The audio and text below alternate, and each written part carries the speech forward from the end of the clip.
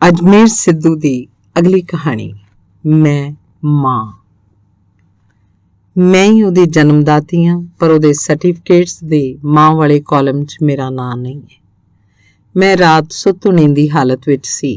ਉਹ ਮੇਰੇ ਨਾਲ ਖੇਡ ਰਿਹਾ ਸੀ। ਕਦੇ ਮੂੰਹ ਨਾਲ ਬੁਲਬੁਲੇ ਕੱਢਣ ਲੱਗ ਪੈਂਦਾ, ਕਦੀ ਆਵਾ ਆਵਾ ਕਰਨ ਲੱਗ ਪੈਂਦਾ। ਫਿਰ ਉਹਨੇ ਆਪਣੇ ਪੈਰ ਮੇਰੇ ਮੂੰਹ ਨਾਲ ਲਾ ਲਏ। ਉਹ ਜ਼ੋਰ ਲਾਉਣ ਲੱਗ ਪਿਆ। ਹੁਣ ਵੀ ਸਵੇਰੇ ਜੇ ਉਹ ਆਪਣੇ ਹੱਥ ਮੇਰੀਆਂ ਛਾਤੀਆਂ 'ਤੇ ਮਾਰਨ ਲੱਗ ਪਿਆ। ਮੈਂ ਉਹਨੂੰ ਫੀਡ ਦੇਣ ਲਈ ਸ਼ਰਟ ਦਾ ਪੱਲਾ ਚੁੱਕਿਆ ਹੀ ਸੀ ਕਿ ਮੇਰੀ ਅੱਖ ਖੁੱਲ੍ਹ ਗਈ। ਇਸ ਵਕਤ ਬੈੱਡ 'ਤੇ ਮੈਂ ਇਕੱਲੀ ਪਈ ਹਾਂ। ਐਡਾ ਵੱਡਾ ਘਰ ਖਾਣ ਨੂੰ ਪੈ ਰਿਹਾ ਹੈ। ਹੁਣ ਉਹ ਕਿਹੜਾ ਛੋਟਾ ਬੱਚਾ ਹੈ, 24 ਸਾਲ ਦਾ ਹੋ ਗਿਆ ਹੋਏਗਾ। ਪਿਛਲੇ ਦਿਨੀ ਮੈਂ ਉਹਨੂੰ ਮਿਲਣ ਗਈ ਸੀ। ਜਵਾਨ ਮੁੰਡੇ ਨੂੰ ਦੇਖਦੀ ਰਹਿ ਗਈ, ਪਰ ਉਸ ਮੇਰੇ ਵੱਲ ਪੁੱਤਾਂ ਦੀ ਤਰ੍ਹਾਂ ਨਹੀਂ ਸੀ ਦੇਖਿਆ। ਮਾਂ ਦੀ ਮਮਤਾ ਪਸੀਜੀ ਗਈ ਸੀ। ਹੰਝੂ ਵਗ ਤੁਰੇ ਸਨ। ਮੈਂ ਉੱਥੋਂ ਸਿੱਧੀ ਆਪਣੀ ਲਾਇਰ ਕੋਲ ਗਈ ਸੀ। ਕਿਮ ਨੇ ਕੋਰਟ ਵਿੱਚ ਇੱਕ ਹੋਰ ਕੇਸ ਫਾਈਲ ਕਰ ਦਿੱਤਾ ਸੀ। ਅੱਜ ਉਸ ਕੇਸ ਦਾ ਫੈਸਲਾ ਹੋਣਾ ਹੈ। ਮੈਂ ਪੂਰੀ ਰਾਤ ਚੰਗੀ ਤਰ੍ਹਾਂ ਸੌਂ ਨਹੀਂ ਸਕੀ। ਉਹਦੀ ਤਾਂ ਮੇਰੇ ਕੋਲ ਕੋਈ ਹੋਰ ਫੋਟੋ ਵੀ ਨਹੀਂ ਹੈ, ਸਿਵਾਏ ਜਨਮ ਵੇਲੇ ਦੀ ਇੱਕ ਫੋਟੋ ਤੋਂ। ਇੱਕ ਦਿਨ ਫੋਟੋ ਖਿੱਚਣ ਲਈ ਉਹਦੇ ਅੱਗੇ ਮਾਂ ਵਾਲੀ ਰਿਕੁਐਸਟ ਕਰਨ ਲੱਗੀ ਸੀ, ਪਰ ਮੇਰੇ ਲਾਇਰ ਨੇ ਮਨਾ ਕਰ ਦਿੱਤਾ ਸੀ। ਵੈਸੇ ਜੱਜ ਕਿਤੇ ਆਬਜੈਕਸ਼ਨ ਕਰਨ ਲੱਗਾ ਸੀ। ਮੈਨੂੰ ਤਾਂ ਜੱਜ ਤੇ ਅੱਜ ਵੀ ਭਰੋਸਾ ਹੈ। ਉਹ ਮੇਰਾ ਬੇਟਾ ਜੇ ਮੈਨੂੰ ਵਾਪਸ ਨਹੀਂ ਮੋੜੇਗਾ, ਘੱਟੋ ਘੱਟ ਮਾਂ ਦਾ ਹੱਕ ਤਾਂ ਦਵਾਈ ਦੇਗਾ।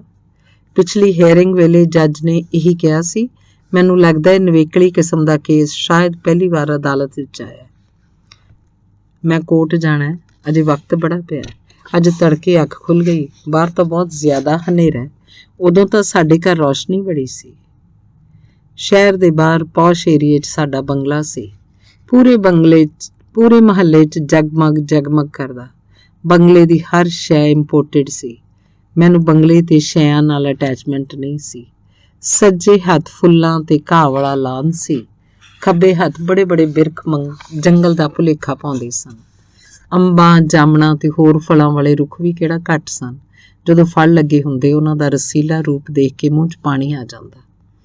ਮੈਂ ਤਾਂ ਫੁੱਲਾਂ ਨੂੰ, ਰੁੱਖਾਂ ਨੂੰ ਪਿਆਰ ਕਰਦੀ, ਜਾਂ ਮਾਲੀ ਚਾਚੇ ਨੂੰ ਜੋ ਉਹਨਾਂ ਦੀ ਦੇਖਭਾਲ ਕਰਦਾ। ਵੱਡੇ ਹਾਲ ਦੇ ਸਾਹਮਣੇ ਘਾਹ 'ਚ ਲੌਨ 'ਚ ਲੋਹੇ ਦੇ ਪਾਈਪਾਂ ਉੱਤੇ ਪੀਂਘ ਪਾਈ ਹੋਈ ਸੀ। ਅਸੀਂ ਤਿੰਨੋਂ ਭੈਣਾਂ ਜਦੋਂ ਵੀ ਫ੍ਰੀ ਹੁੰਦੀਆਂ ਪੀਂਘ ਝੂਟਣ ਲੱਗ ਪੈਂਦੀਆਂ। ਛੋਟੀ ਵਨੀਤਾ ਤਾਂ ਆਪਣੇ ਟੈਡੀ ਬੀਅਰਸ ਨੂੰ ਵੀ ਝੂਟੇ ਦਿੰਦੀ। ਬਾਹਰ ਪੰਛੀ ਜਾਗ ਪਏ ਹਨ। ਉਹ ਸਵੇਰ ਦਾ ਗੀਤ ਗਾ ਰਹੇ ਹਨ। ਉਦੋਂ ਵੀ ਸਾਡੇ ਰੁੱਖਾਂ ਉੱਤੇ ਪੰਛੀ ਚੀਂ ਚੀਂ ਕਰਦੇ। ਅਸੀਂ ਤਿੰਨੋਂ ਕਦੇ ਕਮਰਿਆਂ ਦੇ ਅੰਦਰ ਤੇ ਕਦੇ ਲੌਨ 'ਚ ਚਿੜੀਆਂ ਵਾਂਗ ਨੱਚਦੀਆਂ ਟੱਪਦੀਆਂ ਫਿਰਦੀਆਂ। ਪਰ ਜਦੋਂ ਅਸੀਂ ਪੜ੍ਹਨ ਬੈਠ ਜਾਂਦੀਆਂ, ਪੱਤਾ ਵੀ ਨਾ ਹਿਲਦਾ। ਘਰ ਦੇ ਕੰਮ ਕਰਦਿਆਂ ਸਿਰਫ ਮੰਮਾ ਦੀ ਆਵਾਜ਼ ਆਉਂਦੀ। ਉਹ ਵੀ ਹੌਲੀ ਜੇ ਸਾਡੇ ਅੱਗੇ ਦੁੱਧ, ਡਰਾਈ ਫਰੂਟ ਰੱਖ ਜਾਂਦੇ। ਜਦੋਂ ਅਸੀਂ ਮੈਰਿਟ ਲਿਸਟ 'ਚ ਆਉਂਦੀਆਂ, ਘਰ ਵਧਾਈਆਂ ਦੇਣ ਵਾਲਿਆਂ ਦਾ ਤਾਂਤਾ ਲੱਗ ਜਾਂਦਾ। ਸਰੂਪ ਚੰਦ ਗੁਪਤਾ ਜੀ, ਭਗਵਾਨ ਸਭ ਨੂੰ ਤੁਹਾਡੀਆਂ ਬੇਟੀਆਂ ਵਰਗੀਆਂ ਧੀਆਂ ਦੇਵੇ। ਇਹ ਸੁਣ ਕੇ ਡੈਡੀ ਜੀ ਦਾ ਸਿਰ ਮਾਣ ਨਾਲ ਉੱਚਾ ਹੋ ਜਾਂਦਾ। ਡੈਡੀ ਜੀ ਨੇ ਆਪਣੇ 2 ਹਿੱਸੇਦਾਰਾਂ ਨਾਲ ਮਿਲ ਕੇ ਫੈਕਟਰੀ ਲਾਈ ਹੋਈ ਸੀ। ਡੈਡੀ ਜੀ ਤੇ ਡੈਡੀ ਦੇ ਦੋਸਤ ਬੈਂਕ ਅਧਿਕਾਰੀ ਸਨ। ਉਹਨਾਂ ਪ੍ਰੀ ਮੈਚੁਰ ਰਿਟਾਇਰਮੈਂਟ ਲੈ ਕੇ ਫੈਕਟਰੀ ਲਾਈ ਸੀ। ਉਦੋਂ ਫੈਕਟਰੀ ਲਾਈ ਨੂੰ 8 ਸਾਲ ਹੋ ਗਏ ਸਨ। ਡੈਡੀ ਜੀ ਜਦੋਂ ਉੱਥੋਂ ਥੱਕੇ ਟੁੱਟੇ ਘਰ ਆਉਂਦੇ, ਸਾਨੂੰ ਪੜ੍ਹਦੀਆਂ, ਕੰਮ ਕਰਦੀਆਂ, ਖੇਡਦੀਆਂ ਨੂੰ ਵੇਖ ਕੇ ਖੁਸ਼ ਹੋ ਜਾਂਦੇ। ਉਹ ਆਪਣੀ ਸਾਰੀ ਥਕਾਵਟ ਭੁੱਲ ਜਾਂਦੇ। ਹਮੇਸ਼ਾ ਕਹਿੰਦੇ, ਗਣਪਤੀ ਬੱਪਾ ਮੈਨੂੰ ਇੰਨੀ ਸ਼ਕਤੀ ਬਖਸ਼ ਕੇ ਆਪਣੀਆਂ ਤਿੰਨੋਂ ਬੇਟੀਆਂ ਨੂੰ ਬੈਸਟ ਐਜੂਕੇਸ਼ਨ ਦੇ ਸਕਾਂ। ਸਾਡਾ ਕੈਰੀਅਰ ਬਣਾਉਣਾ ਉਹਨਾਂ ਦਾ ਸਭ ਤੋਂ ਵੱਡਾ ਏਮ ਸੀ। ਡੈਡੀ ਜੀ ਨੂੰ ਧੀਆਂ ਤੇ ਮਾਣ ਵੀ ਬੜਾ ਸੀ। ਖਾਸ ਤੌਰ ਤੇ ਉਹ ਮੇਰੇ ਤੋਂ ਬਹੁਤ ਆਸਾਂ ਰੱਖਦੇ ਸਨ। ਉਹਨਾਂ ਦੀ ਖੁਸ਼ੀ ਦਾ ਕੋਈ ਟਿਕਾਣਾ ਨਾ ਰਿਹਾ ਜਦੋਂ ਮੈਂ IIT ਲਈ JEE ਦੀ ਪ੍ਰੀਖਿਆ ਦੇਸ਼ ਭਰ ਦੇ ਹਜ਼ਾਰਾਂ ਲੱਖਾਂ ਵਿਦਿਆਰਥੀਆਂ 'ਚੋਂ ਚੰਗਾ ਰੈਂਕ ਲੈ ਕੇ ਪਾਸ ਕਰ ਲਈ। ਮੰਮੀ ਤਾਂ ਘਰ ਤੋਂ ਦੂਰ ਇਕੱਲੀ ਕਹਿਰੀ ਕੁੜੀ ਨੂੰ ਭੇਜਣਾ ਨਹੀਂ ਚਾਹੁੰਦੇ ਸਨ, ਪਰ ਡੈਡੀ ਜੀ ਨੂੰ ਮੇਰੇ ਤੇ ਯਕੀਨ ਸੀ। 4.5 ਸਾਲ ਬਾਅਦ ਸਮਾਜ ਵਿੱਚ ਉਹਨਾਂ ਦਾ ਕੱਦ ਕਾਠ ਹੋਰ ਉੱਚਾ ਹੋ ਗਿਆ ਜਦੋਂ ਮੈਂ ਮਕੈਨੀਕਲ ਇੰਜੀਨੀਅਰਿੰਗ 'ਚ B.Tech ਕਰ ਲਈ। ਇਹਨਾਂ ਸਾਲਾਂ ਵਿੱਚ ਕੋਈ ਕੁੜੀ ਹੀ B.Tech ਕਰਦੀ ਸੀ। ਡੈਡੀ ਜੀ ਦੀਆਂ ਅੱਖਾਂ 'ਚ ਖੁਸ਼ੀ ਦੇ ਅਥਰੂ ਸਨ। ਬੇਟੀ ਸੁਦਾ, ਤੂੰ ਥੋੜਾ ਟਾਈਮ ਜੌਬ ਕਰ ਲੈ। ਸਾਡਾ ਬਿਜ਼ਨਸ ਘਾਟੇ 'ਚ ਚੱਲ ਰਿਹਾ ਹੈ। 2-3 ਸਾਲ 'ਚ ਅਸੀਂ ਪੈਰਾਂ ਸਿਰ ਹੋ ਜਾਵਾਂਗੇ। ਫਿਰ ਤੈਨੂੰ USA ਤੋਂ M.Tech ਕਰਾਉਣੀ ਹੈ ਤੇ ਤੂੰ ਉੱਥੇ ਹੀ ਸੈਟਲ ਹੋ ਜਾਏ। ਮੈਂ ਤੈਨੂੰ ਟੌਪ ਤੇ ਪਹੁੰਚਾਉਣਾ ਹੈ। ਛੋਟੀਆਂ ਨੂੰ ਸੈੱਟ ਕਰਨ ਦੀ ਤੇਰੀ ਡਿਊਟੀ। ਡੈਡੀ ਮੇਰੇ ਚੰਗੇ ਨੰਬਰ ਵੇਖ ਕੇ ਖੁਸ਼ ਹੋਏ ਪਏ ਸਨ। ਉਦੋਂ ਮੈਂ ਅਜੇ 8ਵੇਂ ਸਮੈਸਟਰ 'ਚ ਹੀ ਸੀ ਜਦੋਂ ਮੇਰੀ ਇੱਕ ਆਟੋਮੋਬਾਈਲ ਕੰਪਨੀ 'ਚ ਪਲੇਸਮੈਂਟ ਹੋ ਗਈ ਸੀ। ਮੈਨੂੰ 3 ਲੱਖ ਰੁਪਏ ਸਾਲਾਨਾ ਪੈਕੇਜ ਮਿਲਿਆ ਸੀ। ਜਿਉਂ ਹੀ ਨਤੀਜਾ ਆਇਆ ਮੈਂ ਡੈਡੀ ਜੀ ਦੀ ਸਲਾਹ ਨਾਲ ਨੋਇਡਾ ਦੀ ਇੱਕ ਕਾਰ ਕੰਪਨੀ ਜੁਆਇਨ ਕਰ ਲਈ। ਇਹ ਦਿਨ ਮੇਰੇ ਲਈ ਲੁੱਡੀਆਂ ਪਾਉਣ ਵਾਲੇ ਸਨ। ਮੈਂ ਪਹਿਲੇ ਦਿਨ ਇਸ ਮਾਣ 'ਚ ਡਿਊਟੀ ਗਈ ਸੀ ਕਿ ਮੈਂ ਇੰਜੀਨੀਅਰ ਹਾਂ ਤੇ ਮੈਨੂੰ ਪਾਰਟਸ ਬਣਾਉਣ ਜਾਂ ਕੋਈ ਫਿਊਚਰ ਪਲੈਨਿੰਗ ਕਰਨ ਲਈ ਕਿਹਾ ਜਾਏਗਾ, ਪਰ ਉਹਨਾਂ ਮੈਨੂੰ ਕਲਰ ਡਿਜ਼ਾਈਨਿੰਗ ਸੈਕਸ਼ਨ 'ਚ ਡੈਸ਼ਬੋਰਡ ਦੀ ਫਿਨਿਸ਼ਿੰਗ ਕਰਨ ਲਾ ਦਿੱਤਾ। ਮੇਰਾ ਦੋਸਤ ਤੇ ਕਲਾਸ ਫੈਲੋ ਰਾਜੀਵ ਗਰਗ ਉੱਥੇ ਵੈਲਡਿੰਗ ਸੈਕਸ਼ਨ 'ਚ ਵਰਕਰਸ ਨਾਲ ਵੈਲਡਿੰਗ ਕਰ ਰਿਹਾ ਸੀ। ਉਹ ਰੰਗ ਨਾਲ ਲਿਬੜੇ ਮੇਰੇ ਹੱਥ ਵੇਖ ਵੇਖ ਹੱਸੀ ਜਾ ਰਿਹਾ ਸੀ। 3 ਮਹੀਨੇ ਪਿੱਛੋਂ ਸਾਨੂੰ ਅਸਲ ਡਿਊਟੀ ਦਿੱਤੀ ਗਈ। ਮੈਂ ਡੈਸ਼ਬੋਰਡ ਬਣਾਉਣ ਦੀ ਪਲੈਨਿੰਗ ਕਰਨ ਲੱਗੀ। ਸਾਲ ਪਿੱਛੋਂ ਪੈਕੇਜ 'ਚ ਮਾਮੂਲੀ ਵਾਧਾ ਕਰ ਦਿੱਤਾ ਗਿਆ। ਮੇਰਾ ਤੇ ਰਾਜੀਵ ਦਾ ਅਪਾਰਟਮੈਂਟ ਨੇੜੇ ਹੀ ਸੀ। ਰੋਜ਼ ਮਿਲਦੇ ਸਾਂ, ਇਕੱਠੇ ਫਿਲਮ ਵੇਖਣ ਤੇ ਰੈਸਟੋਰੈਂਟ ਜਾਂਦੇ ਸਾਂ। ਮੇਰੇ ਮਨ ਦੀ ਸਕਰੀਨ ਤੇ ਬਿਖਰੇ ਰੰਗਾਂ 'ਚ ਉਹਨੇ ਆਪਣੇ ਆਪ ਨੂੰ ਰੰਗ ਲਿਆ ਸੀ ਤੇ ਮੈਂ ਉਹਨਾਂ ਰੰਗਾਂ 'ਚ ਸਾਡੀ ਅਟੈਚਮੈਂਟ ਹੋ ਚੁੱਕੀ ਸੀ। ਡੈਡੀ ਜੀ ਫੌਰਨ ਤੋਂ ਇੰਜੀਨੀਅਰਿੰਗ ਦੀ ਮਾਸਟਰਸ ਕਰਾਉਣ ਲਈ ਕਾਹਲੇ ਸਨ। ਰਾਜੀਵ ਨਹੀਂ ਸੀ ਚਾਹੁੰਦਾ ਕਿ ਮੈਂ ਉਹਨੂੰ ਛੱਡ ਕੇ ਜਾਵਾਂ। ਮੈਂ ਦੁਬਿਧਾ 'ਚ ਫਸ ਗਈ ਸੀ ਕਿ ਮਾਸਟਰਸ ਕਰਾਂ ਜਾਂ ਨਾ, ਪਰ ਡੈਡੀ ਜੀ ਦੇ ਕਹਿਣ ਤੇ ਅਕੈਡਮੀ ਤੋਂ ਕੋਚਿੰਗ ਲੈਣੀ ਸ਼ੁਰੂ ਕੀਤੀ। ਇਸ ਪਿੱਛੋਂ ਮੈਂ ਚੰਗੇ ਸਕੋਰ ਵਿੱਚ ਗ੍ਰੈਜੂਏਟ ਰਿਕਾਰਡ ਐਗਜ਼ਾਮੀਨੇਸ਼ਨ GRE ਪਾਸ ਕਰ ਗਈ। ਜਿਸ ਦਿਨ ਰਿਜ਼ਲਟ ਆਇਆ ਉਸੇ ਦਿਨ ਐਕਸੀਡੈਂਟ ਵਿੱਚ ਡੈਡੀ ਜੀ ਦੀ ਮੌਤ ਹੋ ਗਈ। ਉਹ ਰਿਜ਼ਲਟ ਸੁਣ ਕੇ ਹੀ ਪੈਸਿਆਂ ਦਾ ਅਰੇਂਜਮੈਂਟ ਕਰਨ ਲਈ ਘਰੋਂ ਨਿਕਲੇ ਸਨ। ਬਸ ਰਾਹ 'ਚ ਹੀ ਹੰਝੂਆਂ ਨੇ ਸਿਰਹਾਣਾ ਗਿੱਲਾ ਕਰ ਦਿੱਤਾ ਹੈ। ਮੇਰੇ ਹੱਥ ਕੰਬ ਰਹੇ ਨੇ, ਦੰਦ ਵੱਜ ਰਹੇ ਨੇ। ਜਦੋਂ ਵੀ ਮੈਂ ਉਸ ਸੀਨ ਚਿਤਵਦੀ ਹਾਂ ਡਰ ਜਾਂਦੀ ਹਾਂ, ਕਾਂਬਾ ਛਿੜ ਜਾਂਦਾ। ਡੈਡੀ ਜੀ ਦਾ ਸਿਰ ਖਖੜੀਆਂ ਹੋਇਆ ਪਿਆ ਸੀ। ਇੱਕ ਲੱਤ ਤਾਂ ਨਾਲ ਹੀ ਨਹੀਂ ਸੀ। ਉੱਠ ਕੇ ਬਹਿ ਗਈਆਂ। ਰਾਤ ਵੀ ਇੱਕੋ ਟੱਕ ਡੈਡੀ ਜੀ ਦੀ ਫੋਟੋ ਵੱਲ ਵੇਖਦੀ ਰਹੀ। ਮੈਂ ਬੜੀ ਮੁਸ਼ਕਿਲ ਨਾਲ ਆਪਣੇ ਆਪ ਨੂੰ ਸੰਭਾਲਿਆ। ਮੇਰੀ ਖੁਸ਼ੀ ਗਮੀ 'ਚ ਬਦਲ ਗਈ ਸੀ। ਕਈ ਮਹੀਨੇ ਮੈਂ ਡਿਪਰੈਸ਼ਨ 'ਚ ਰਹੀ। ਰਾਜੀਵ ਬਥੇਰਾ ਦਿਲ ਲਾਉਣ ਦੀ ਕੋਸ਼ਿਸ਼ ਕਰਦਾ, ਮੰਮੀ ਵੀ ਸਮਝਾਉਂਦੀ ਰਹਿੰਦੀ, ਪਰ ਮੈਂ ਐਕਸੀਡੈਂਟ ਦੇ ਡਰ ਵਿੱਚੋਂ ਨਿਕਲ ਨਾ ਸਕੀ। ਅਸੀਂ ਅਜੇ ਮਾਤਮ ਹੀ ਮਨਾ ਰਹੀਆਂ ਸੀ। ਫੈਕਟਰੀ ਦੇ ਪਾਰਟਨਰਸ ਨੇ ਪਰਿਵਾਰ ਦੇ ਹੱਥ ਖਾਲੀ ਠੂਠਾ ਫੜਾ ਦਿੱਤਾ। ਜੋ ਦੇਣਦਾਰੀਆਂ ਤੇ ਬੈਂਕ ਦੇ ਲੋਨ ਸਨ ਦਾ ਹਿਸਾਬ ਕੱਢ ਕੇ ਮੇਰੀ ਮੰਮੀ ਮੂਹਰੇ ਰੱਖ ਦਿੱਤਾ ਸੀ। ਮੰਮਾ ਨੂੰ ਮੁੜ ਗਸ਼ੀਆਂ ਪੈਣ ਲੱਗ ਪਈਆਂ ਸਨ। ਛੋਟੀ ਜੀ ਫੈਕਟਰੀ ਸੀ, ਫਿਰ ਵੀ ਉਹਨਾਂ ਕੋਲੋਂ ਚੱਲ ਨਹੀਂ ਸੀ ਸਕੀ। ਜਲਦੀ ਫੈਕਟਰੀ ਬੈਂਕਰਪਟ ਹੋ ਗਈ। ਮੰਮੀ ਨੇ ਤਾਂ ਬਸ ਬੈੱਡ ਹੀ ਮਲ ਲਿਆ। ਮਾਲਤੀ ਤੇ ਵਨੀਤਾ ਦਾ ਰੋਣ ਠੱਲਿਆ ਨਹੀਂ ਸੀ ਜਾਂਦਾ। ਉਹ ਭੈਣਾਂ ਜੋ ਹਮੇਸ਼ਾ ਮੈਨੂੰ ਖੁਸ਼ ਰੱਖਦੀਆਂ, ਜਿਨ੍ਹਾਂ ਦੇ ਚਿਹਰੇ ਹਸੂ ਕਰਦੇ ਰਹਿੰਦੇ ਸਨ, ਉਹ ਮੁਰਝਾ ਗਏ ਸਨ। ਮੈਨੂੰ ਡਰੀ ਹੋਈ ਨੂੰ ਕੁਝ ਸੁੱਝ ਨਹੀਂ ਸੀ ਰਿਹਾ। ਮੈਂ ਹੁਣ ਨਾਲੋਂ ਬਹੁਤ ਜ਼ਿਆਦਾ ਸਹਿਮ ਗਈ ਸੀ। ਅਕਸਰ ਮੈਨੂੰ ਰਾਜੀਵ ਹੌਸਲਾ ਦਿੰਦਾ, ਪਰ ਮੇਰੀਆਂ ਅੱਖਾਂ ਅੱਗੇ ਹਨੇਰਾ ਹੀ ਹਨੇਰਾ ਸੀ। ਮੇਰੀਆਂ ਭੈਣਾਂ ਦਾ ਫਿਊਚਰ ਖਤਰੇ 'ਚ ਸੀ। ਅੱਜ ਤੋਂ ਕਰੀਬ 24-25 ਸਾਲ ਪਹਿਲਾਂ ਦਿੱਲੀ ਵਰਗੇ ਮੈਟਰੋ ਸਿਟੀ 'ਚ 3-3.25 ਲੱਖ ਦਾ ਸਾਲਾਨਾ ਪੈਕੇਜ ਜ਼ਿਆਦਾ ਤਾਂ ਨਹੀਂ ਸੀ, ਪਰ ਗੁਜ਼ਾਰਾ ਹੀ ਹੁੰਦਾ ਸੀ। ਮਹਿੰਗਾਈ ਦੇ ਦੌਰ 'ਚ ਕਰਜ਼ੇ 'ਚ ਡੁੱਬੇ ਘਰ ਨੂੰ ਕਿਸ ਤਰ੍ਹਾਂ ਬਚਾਉਂਦੀ, ਮੇਰੇ ਲਈ ਇਹ ਅਹਿਮ ਸਵਾਲ ਸੀ। ਮੈਂ ਆਪਣੇ ਖਰਚੇ ਘਟਾ ਲਏ। ਆਪਣਾ ਅਪਾਰਟਮੈਂਟ ਛੱਡ ਕੇ ਰਾਜੀਵ ਦੀ ਰੂਪਮੇਟ ਬਣ ਗਈ। ਜੋ ਪੈਸੇ ਜੋੜਦੀ ਉਹ ਭੈਣਾਂ ਦੀ ਪੜ੍ਹਾਈ ਤੇ ਲੱਗੀ ਜਾਂਦੇ। ਮੈਂ ਹਰ ਵਕਤ ਪੈਸੇ ਕਮਾਉਣ, ਮਾਸਟਰਸ ਕਰਨ ਤੇ ਭੈਣਾਂ ਦੀ ਸਟੱਡੀ ਬਾਰੇ ਸੋਚਦੀ ਰਹਿੰਦੀ। GRE ਟੈਸਟ ਮੈਂ ਪਾਸ ਕੀਤਾ ਹੋਇਆ ਸੀ। ਮੈਂ ਅਮਰੀਕਾ ਜਾ ਕੇ ਇੰਜੀਨੀਅਰਿੰਗ ਦੀ MS ਭਾਵ MTech ਕਰਨ ਦੀ ਸੋਚਦੀ, ਪਰ ਮੇਰੇ ਲਈ 2 ਸਾਲ ਦਾ ਖਰਚ ਚੁੱਕਣਾ ਬਹੁਤ ਔਖਾ ਸੀ। ਸੋਚਦੀ ਨਾਲੇ ਕੰਮ ਕਰ ਲਵਾਂਗੀ, ਨਾਲੇ ਪੜ੍ਹ ਲਵਾਂਗੀ। ਆਪਣੀ ਸੋਚ ਮੈਂ ਆਪ ਹੀ ਰੱਦ ਕਰਤੀ। ਪੜ੍ਹ ਹੋਏਗਾ ਜਾਂ ਕੰਮ ਹੋਏਗਾ।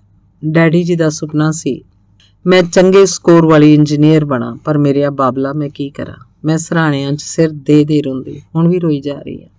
ਕੀ ਪੜ੍ਹੀ ਲਿਖੀ, ਤੰਦਰੁਸਤ ਤੇ ਹਾਈ ਫੈਮਿਲੀ ਦੀ ਲੜਕੀ ਜਾਂ ਔਰਤ ਕਿਸੇ ਦੀ ਮਦਦ ਲਈ ਅੱਗੇ ਆ ਸਕਦੀ ਹੈ? ਉਹਦੀ ਮਦਦ ਕਰਨਗੇ। ਇੱਕ ਦਿਨ ਅਖਬਾਰ 'ਚ ਡਾਂਗੀ IVF ਸੈਂਟਰ ਦੀ ਇਹ ਐਡ ਮੇਰੀ ਨਜ਼ਰੇ ਚੜੀ। ਮੈਂ ਡਰਦੀ ਸੈਂਟਰ ਗਈ ਸੀ। ਸਿਸਟਰ ਨੇ ਮੇਰੇ ਤੋਂ ਬਾਇਓਡਾਟਾ ਭਰਵਾ ਕੇ ਕੰਪਿਊਟਰ 'ਚ ਸੇਵ ਕੀਤਾ। ਉਹਨਾਂ ਸਰੀਰ ਦੀ ਬਿਮਾਰੀ, ਜ਼ਹਿਨੀ ਤੇ ਸਰੀਰਕ ਤੰਦਰੁਸਤੀ, ਸਹਿਣ ਸ਼ਕਤੀ, ਆਦਤਾਂ, ਸਮਰੱਥਾ ਤੇ ਯੋਗਤਾ ਆਦਿ ਜਾਣਨ ਲਈ ਜੀਨੋਮ ਦੀ ਸੀਕੁਐਂਸ ਦੀ ਵੀ ਜਾਂਚ ਕੀਤੀ। ਉੱਥੇ ਹੋਰ ਵੀ ਬਹੁਤ ਸਾਰੀਆਂ ਔਰਤਾਂ ਅਜਿਹਾ ਕਰਵਾ ਰਹੀਆਂ ਸਨ। ਮਿਸ ਗੁਪਤਾ ਇੱਕ ਔਲਾਦ ਤੋਂ ਬਾਂਝ ਜੋੜਾ ਹੈ। ਤੁਸੀਂ ਉਹਨਾਂ ਦੀ ਮਦਦ ਕਰਨੀ ਹੈ। ਉਹਨਾਂ ਦਾ ਬੱਚਾ ਤੁਹਾਡੀ ਕੁੱਖ 'ਚ ਪਲੇਗਾ, ਭਾਵ ਕਿ ਤੁਸੀਂ ਸਰੋਗੇਟ ਮਦਰ ਬਣਨਾ ਪਸੰਦ ਕਰੋਗੇ। ਡਾਕਟਰ ਮੇਰੇ ਨਾਲ ਡੀਲ ਕਰਨ ਲੱਗਾ ਸੀ। ਨਹੀਂ ਸਰ, ਸਰੋਗੇਟ ਮਦਰ ਬਣਨਾ ਸੁਣ ਕੇ ਮੈਂ ਘਬਰਾ ਗਈ ਸੀ। ਮਿਸ ਗੁਪਤਾ, ਤੁਹਾਡਾ ਕੋਈ ਨੁਕਸਾਨ ਨਹੀਂ ਹੋਏਗਾ। ਤੁਸੀਂ ਇੱਕ ਉਦਾਸ ਪਰਿਵਾਰ ਦੇ ਵਿਹੜੇ 'ਚ ਖੁਸ਼ੀਆਂ ਲਿਆਉਣੀਆਂ ਨੇ। ਡਾਕਟਰ ਮਮਤਾ ਡਾਂਗੀ ਵੀ ਮੈਨੂੰ ਮਨਾਉਣ ਲੱਗੀ। ਮੈਂ ਕੁਰਸੀ ਤੋਂ ਉੱਠ ਕੇ ਖੜੀ ਹੋ ਗਈ। ਡਾਕਟਰ ਨੇ ਆਖਰੀ ਤੀਰ ਛੱਡਿਆ। ਕਿਸੇ ਨੂੰ ਖੁਸ਼ੀ ਦੇਣੀ ਬਹੁਤ ਵੱਡਾ ਪੁੰਨ ਆ। ਨਾਲੇ ਉਹ ਤੁਹਾਨੂੰ ਤੁਹਾਡੀ 10 ਸਾਲ ਦੀ ਸੈਲਰੀ ਜਿੰਨਾ ਪੇ ਕਰਨਗੇ। ਮਨ ਬਣਾ ਕੇ ਵੀਕ ਤੱਕ ਦੱਸ ਦੇਣਾ।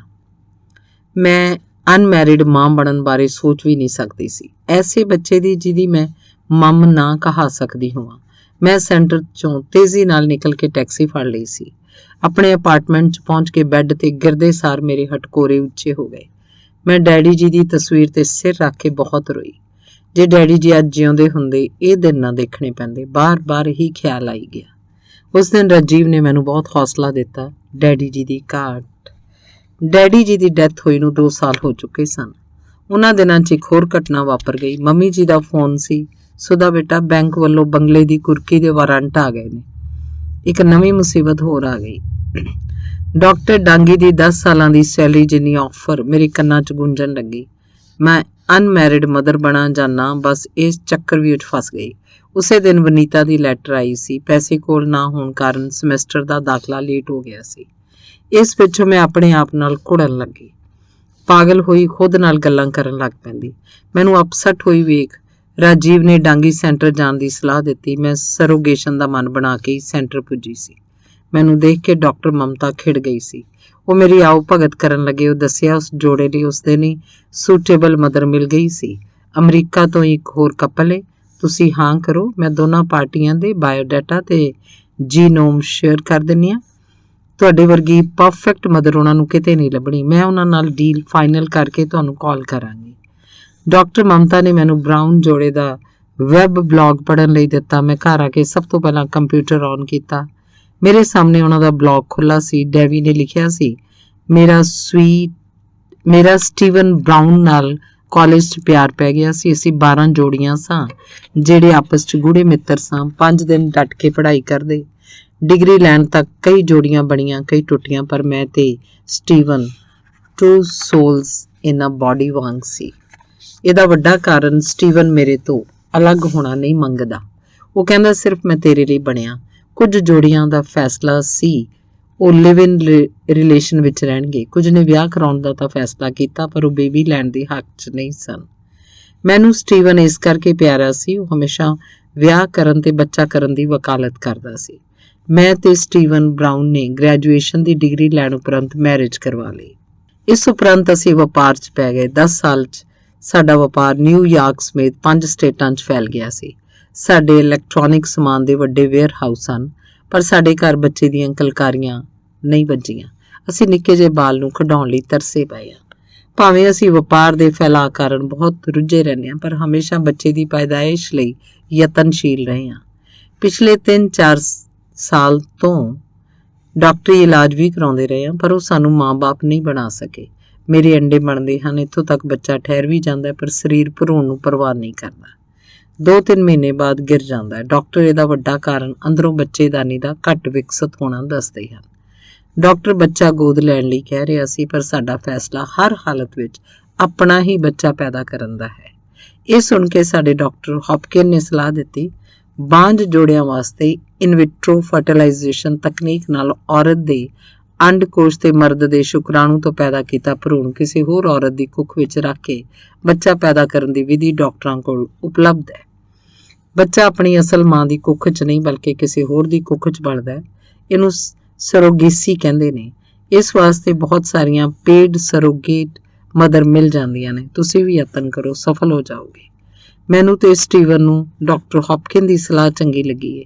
ਅਸੀਂ ਕਿਰਾਏ ਦੀ ਕੁੱਖ ਲੈਣ ਦਾ ਫੈਸਲਾ ਕੀਤਾ, ਪਰ ਸਾਡੀ ਸਟੇਟ ਨਿਊਯਾਰਕ 'ਚ ਸਰੋਗੇਸੀ ਦੀ ਮਨਾਹੀ ਹੈ। ਅਸੀਂ ਇੰਟਰਨੈਟ 'ਤੇ ਸਰਚ ਕੀਤਾ, ਸਾਨੂੰ ਪਤਾ ਲੱਗਿਆ ਭਾਰਤ ਵਿੱਚ ਕਿਰਾਏ ਦੀ ਕੁੱਖ ਦੇ ਵਪਾਰ ਸੰਬੰਧੀ ਕਾਨੂੰਨ ਇਜਾਜ਼ਤ ਦਿੰਦਾ ਹੈ ਤੇ ਲਚਕਦਾਰ ਵੀ ਹੈ।